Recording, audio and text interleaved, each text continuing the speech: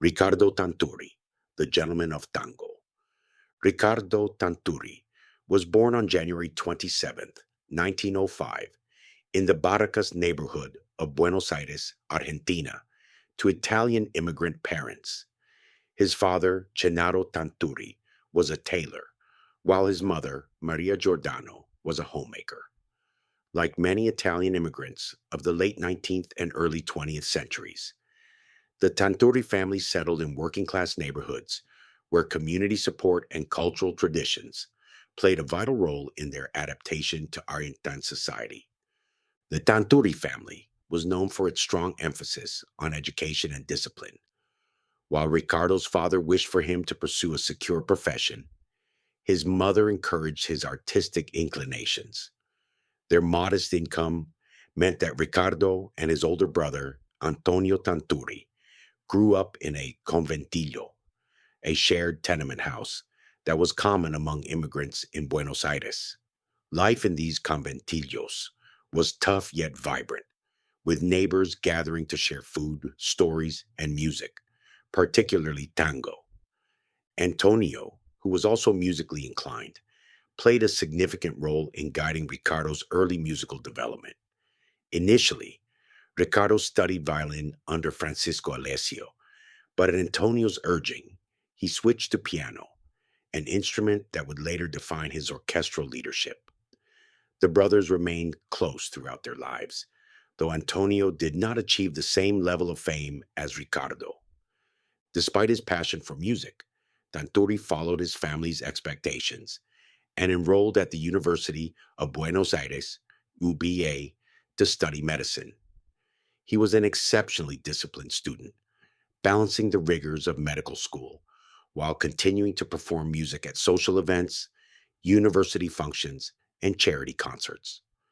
During his university years, he formed a small student led orchestra that performed at campus gatherings and local dance halls. His earliest performances were not yet tango focused. He played classical compositions and Argentine folk music before immersing himself fully in tango. One of his university acquaintances, Juan Carlos Thori, would later go on to become a successful actor and singer. Tanturi helped launch Thori's career, as Thori started out as a tango singer before transitioning into acting. By the early 1930s, Tanturi faced a major crossroads. Should he continue toward a career in medicine or fully dedicate himself to music? His growing reputation in Buenos Aires music scene made the decision clear. He chose tango over medicine. However, even after leaving medical school, Tanturi never completely abandoned his medical knowledge. Many musicians within the tango community sought his medical advice, and it is said that he often diagnosed minor illnesses among fellow musicians and friends. This background in medicine contributed to his highly disciplined, methodical approach to managing his orchestra, earning him the nickname El Caballero del Tango, the Gentleman of Tango. In 1933, Tanturi formed his first major tango ensemble, Los Indios. The name did not come from a musical reference, but rather from a popular Argentine polo team of the same name. Initially, the group performed in cinemas, theaters, and student events, but their polished sound quickly earned them radio appearances and nightclub engagements. By 1937, Tanturi signed his first recording contract with Odeon Records, a major Argentine label that had recorded artists such as Carlos Gardel and Francisco Canaro. His first recordings, Tierrita and A la Luz del Candil, were instrumental tracks showcasing the sophistication and balance of his arrangements. However, instrumental recordings alone were not enough. At the time, vocal tangos were in high demand, and Tanturi needed a charismatic singer to define his orchestra's identity.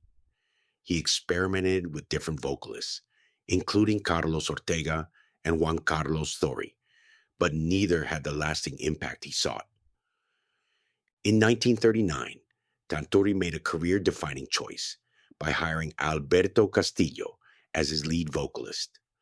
Castillo's arrival transformed the orchestra, bringing an electrifying stage presence, powerful vocal delivery, and theatrical interpretation of tango lyrics.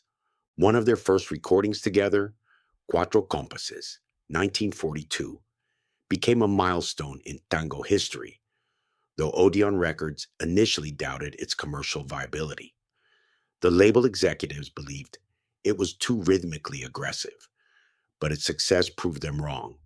It became one of the most played tangos of all time in milongas, tango dance events. Let's listen to Cuatro Compases, which was authored by Oscar Rubens, composed by Attilio Bruni, and recorded by Orchestra Ricardo Tanturi con Alberto Castillo in 1942.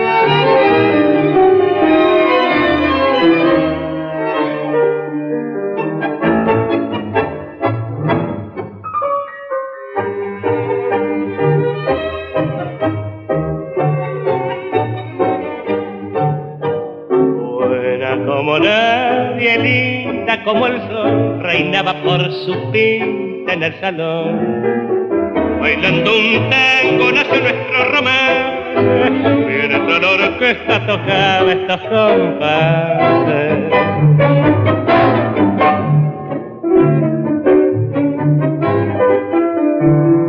Cuatro compases que alegraron mi triste corazón con su divino amor. Milongo, suave y compadrón, que puso el encanto entre mis brazos.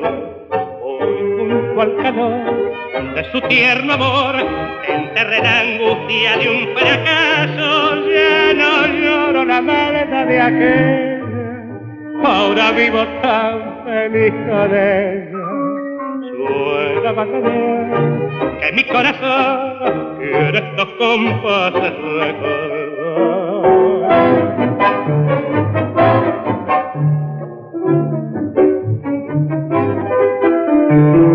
Cuatro compases milongueros que fueron la emoción de un nuevo y dulce amor.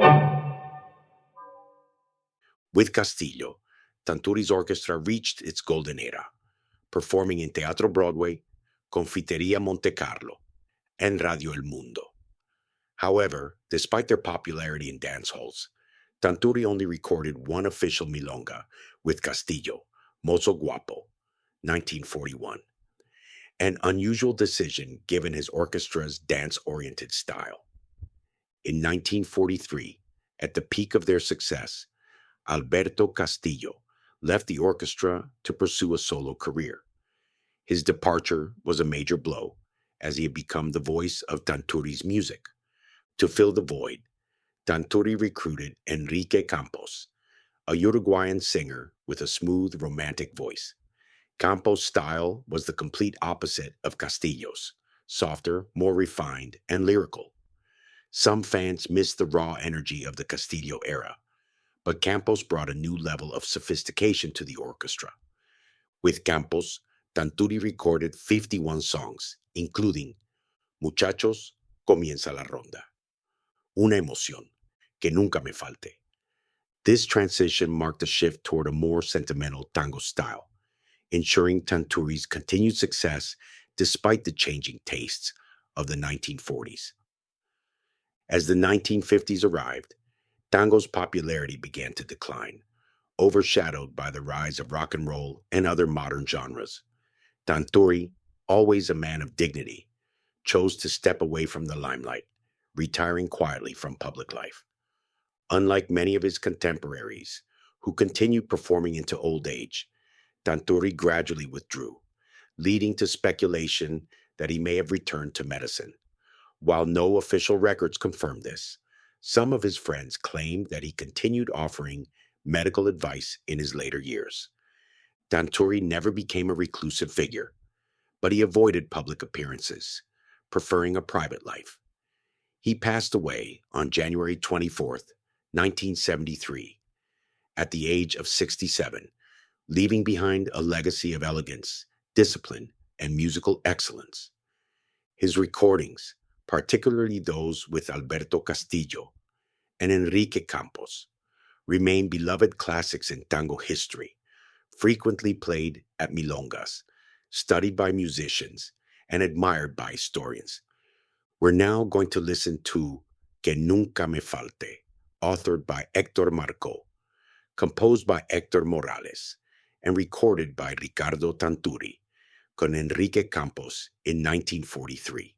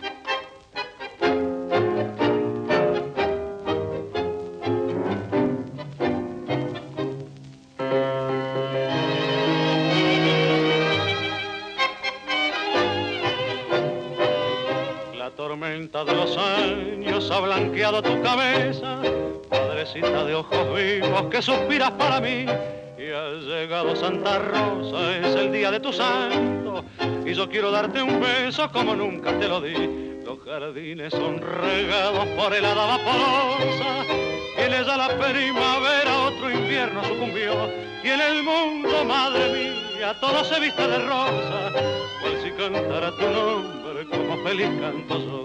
Que nunca me falte tu tierna caricia, mi vida precisa sentir tu calor. Que nunca me falte la luz de tus ojos, que aclaran mis noches de cruel dolor. Que nunca me falte tu voz de consuelo, oh madre querida, tú alivias mi mal. Porque te aseguro, si llega ese día, también con tus alas quisiera volar.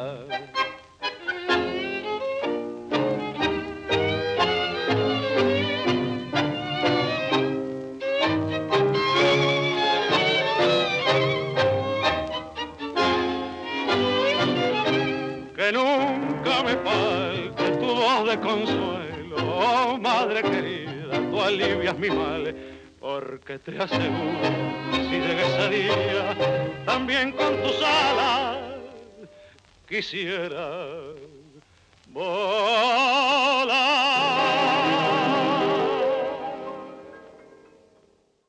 Ricardo Tanturi was more than just a tango musician. He was a disciplined intellectual, a refined artist, and a key figure in the evolution of tango. His ability to balance elegance with rhythm and his unwavering professionalism ensured that his music remains timeless. To this day, his tangos continue to be danced, studied, and admired, solidifying his place as one of the great gentlemen of the golden age of tango. It's been a pleasure exploring the soul of tango with you, and I hope you join me next time as we continue to explore the music, culture, and dance that is Argentine tango. Until the next time, hasta la próxima. If you enjoyed this video, please subscribe to my channel and be sure to check out my other videos and leave your thoughts in the comments.